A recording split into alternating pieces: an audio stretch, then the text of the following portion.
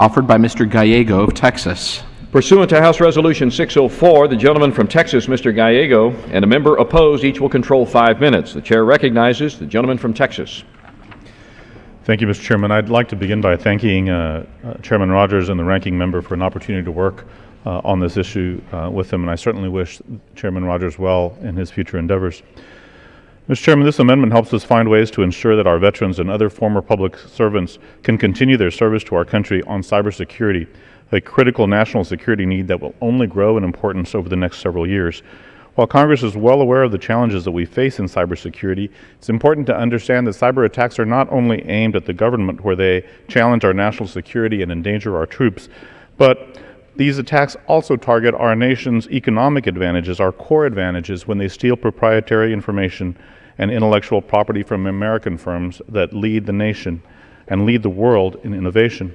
In fact, for the private sector, it's important to know that an IP theft in the U.S. costs companies upwards of $250 billion a year, and global cybercrime costs $338 billion.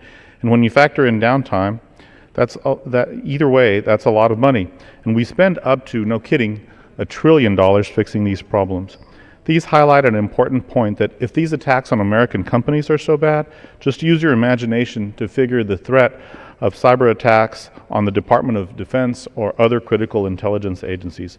And there's no better group of people than our veterans and our retired members of the intelligence community who could be ready to assist in cybersecurity.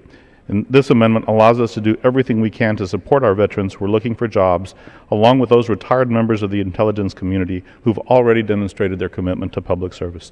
Thank you, Mr. Chairman, and I reserve the balance of my... Thank you, Mr. Chairman. Many of our service members have made the ultimate sacrifice. Over 4,400 died in Iraqi freedom, 66 in New Dawn, and as of yesterday, 2,320 who died in Operation Enduring Freedom in Afghanistan, where I just returned from this week. But thousands upon thousands of our troops who did make it home to see their spouses and their mothers and their fathers and their kids, and many of those alive today, are alive because actionable intelligence helped them achieve their mission safely.